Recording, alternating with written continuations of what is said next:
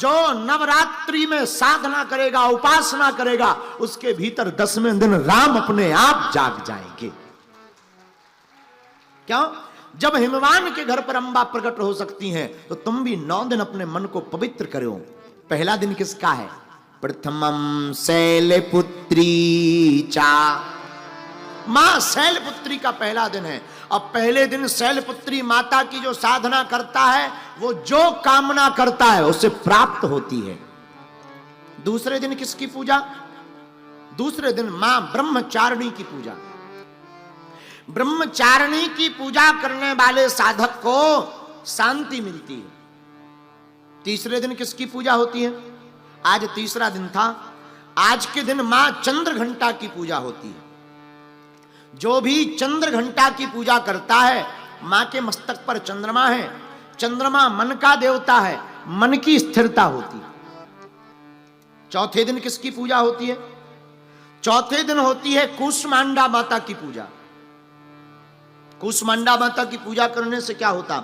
जो भी साधक मां कूष्मांडा की पूजा करता है, भैया उसकी आयु बढ़ जाती है, आयु में वृद्धि होती है, दीर्घायु, बड़ा दीर्घायु होता। पंचम दिवस किसकी पूजा? पंचम दिवस होती मां स्कंद माता की पूजा। स्कंद माता की पूजा करने से क्या होता? स्कंद माता की पूजा करने से मोक्ष की प्राप्ति होती है। मोक्ष का मतलब मर नहीं जाएगा आदमी। एक आदमी से हमने कहा, कहो भैया मोक्ष पाने का उपाय करो। बोले महाराज अभी हमें विवाह भी करना, बहुत जिंदा रहना। अरे हमने कहा ठटरी के बरे, मोक्ष का मतलब मरना नहीं है। सुखम चा दुखम चा भवा भवौ चा लाभा लाभौ जया जयौ। मोक्ष का मतलब है सुख में और दुख में जो सम रहे। सुख में जिसे प्रसन्नता ना हो, दुख में जिसको कष्ट ना हो। सुख आवे तो भगवान को धन्यवाद देकर के कहे प्रभु आपको समर्पित, और दुख आवे तो मन में सोचे ये हमारे पाप कम हो रहे हैं। ऐसी जिंदगी को ही मोक्ष कहा जाता है। तो पंचम दिवस जो भी स्कंद माता की पूजा करता वो मोक्ष पाता। छठवें दिन किसकी पूजा होती? छठवें दिन होती मां कात्यायनी की पूजा। किसकी पूजा?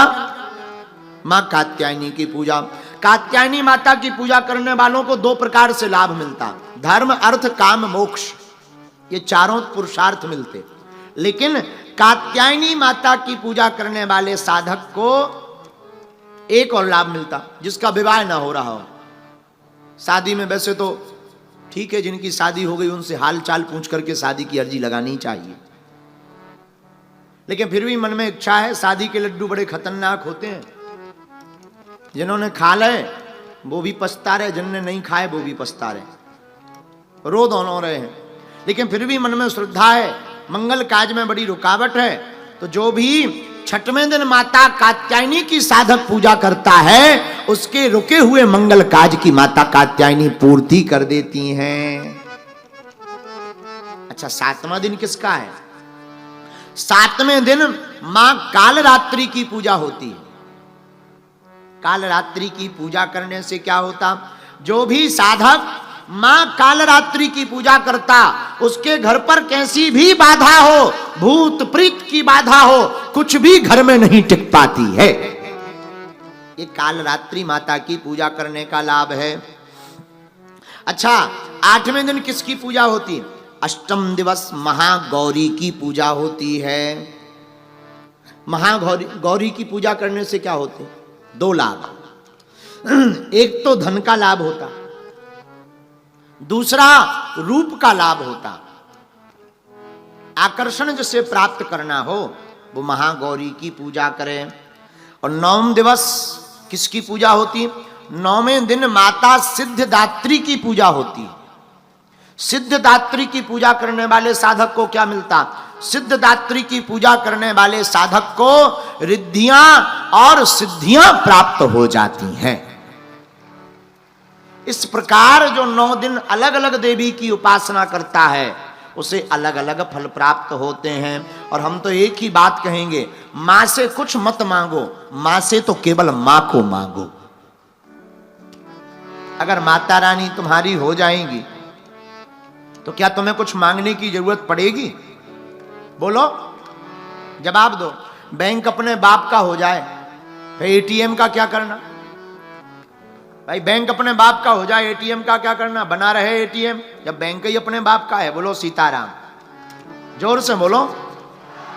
लेकिन हम लोग इतने खतरनाक लोग हैं, हम लोग पूजा तो करते और आरती गाते, नहीं चाहिए धन और दौलत, ना चांदी ना सोना, माँ हम तो मांगे तेरे मन में एक छोटा सा कोना। और बाद में जैसे ही निकलने लगते तो प्रणाम करते हुए कहते, हे माता रानी मकान और बन जावे।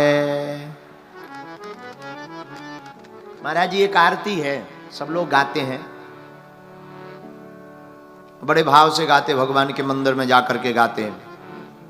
तन मन धन जो कुछ है स्वामी सब कुछ है तेरा, प्रभु जी सब कुछ है तेरा, तेरा तुझको अर्पण क्या लागे मेरा।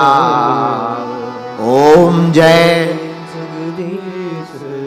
लेकिन जैसे ही घर मंदिर से बाहर निकलते फिर कहते, गाड़ी कहाँ गई है मेरी, चप्पल हिरा गई है मेरी।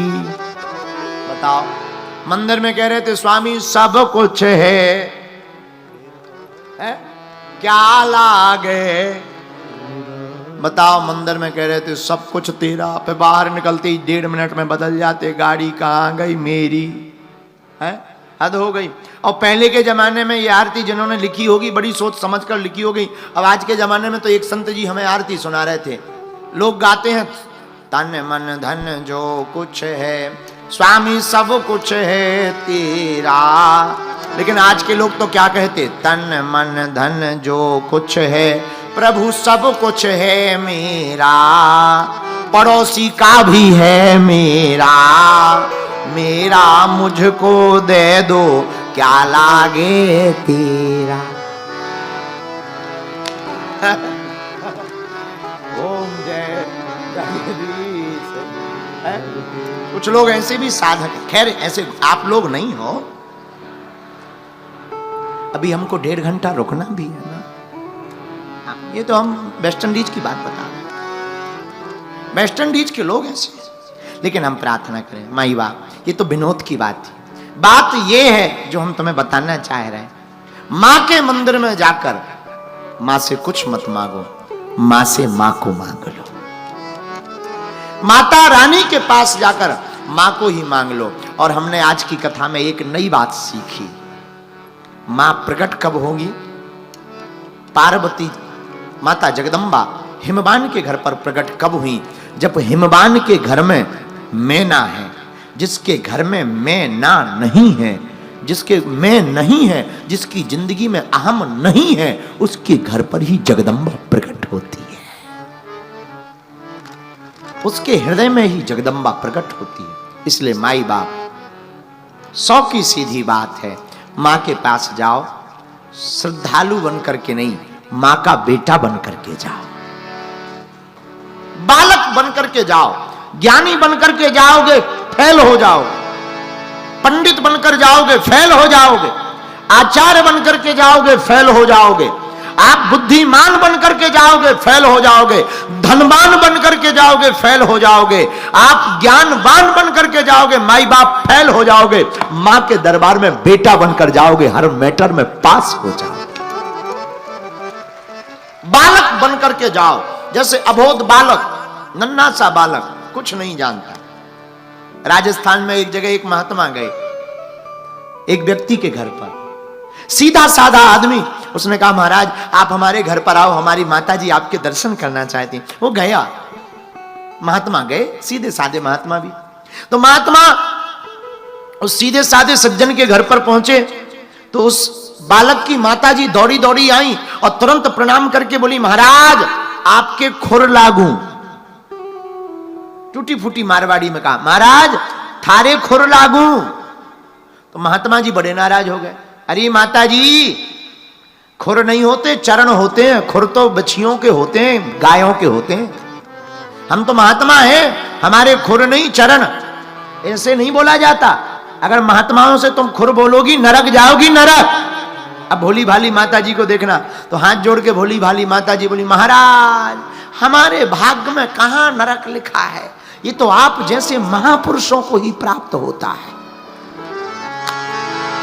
बताओ है? बताओ। महात्मा बहुत हंस गए, इस सीधेपन पर महात्मा हंस गए। जिस प्रकार भोली भाली बातों पर महात्मा अट्टहास करके हंस गए, आप लोग हंस गए। उसी प्रकार जब माता रानी के दरबार में बालक अबोध बनकर के जाता है, बेटा बनकर के भक्त जाता है, तो माता रानी भी अट्टहास करके हंस करके बालक को गोद में बैठा लेती हैं। मेरे पागलों, मां के पास आकर अबोध बन जाओ, बालक बन जाओ, मां के प्रति डूब जाओ। कभी विचार करना, हमारी मां जिसने जन्म दिया उसने कितना उपकार नहीं किया। खुद गीले में सोई तो मैं सूखे में सुलाया, खुद भूखी रही तो मैं भोजन कराया। बेटा और बेटी कितनी भी गाली बक दे, रात के समय मां भोजन लेकर आ जाती, खा लो बेटा। हजारों किलोमीटर दूर रहे बेटा, पर मां फोन पर पूछती रहती, बेटा ठीक हो, स्वास्थ्य ठीक है, ध्यान रखना अपना। जिस प्रकार संसार की मां अपने बालक को संकट में देख करके पूरे परमात्मा को याद कर लेती है, हे भगवान बचा लो हमारे बालक को, हे शंकर जी, हे ब्रह्मा जी, हम ऐसा करेंगे वैसा करेंगे। माई बाप जिस प्रकार संसार की मां तुम्हारे लिए हमें हमेशा प्रार्थना करती है, हमेशा तुम्हारी रक्षा के लिए प्रभु से स्तुति करती है, तुम अम्बा के दरबार में बैठे कभी तुम इनके बेटा बनकर देखना, कोई अलाय बलाय अगल बगल नहीं फटकेगी तुम्हारी। ये तो पराम्बा है, ये तो जगदम्बा है, ये तो जगत जननी है, ये तो त्रिभुवनेश्वरी है, ये तो सबकी मां है, विश्व को रचने वाली मां है। इसलिए इनका नाम अम्बा है। क्या नाम है? अम्बा। नाम उमा अंबिका भवानी, सुंदर सहज सुशील सयानी। श्री राम जय राम जय जय राम, श्री राम जय राम जय जय राम, श्री राम जय राम जय जय राम, श्री राम जय राम जय जय राम, श्री राम जय राम जय जय राम, श्री राम जय राम जय जय राम, श्री राम जय राम जय जय राम, श्री राम जय राम जय जय राम। देवी पूज्य पद कमल तुम्हारे, सुर नर मुनि सब होई सुखारे। देवी पूज्य पद कमल तुम्हारे, सुर नर मुनि सब होई सुखारे। नाम उमा अंबिका भवानी। नाम उमा अंबिका, ये भगवती के नाम जो इस तीर्थ में माँ का हृदय गिरा है, नाम अम्बा पड़ा है, ऐसे ही साधारणतया नहीं पड़ा है। अम्बा का मतलब जो जगत की माँ है, जिसने जगत को बनाया है, उन्हीं का नाम अम्बा है। और गुजरात के लोग बड़े भाग्यशाली हैं कि हम आप सबको ऐसी भगवती के पावन तीर्थ में बैठने का, दर्शन करने का मौका मिला। हम भी भाग्यशाली हैं कि हमें अम्बा माँ का दर्शन मिला। आज गब्बर पर ज्योति का दर्शन हुआ और हमको गुजरात के आप सब पागलों को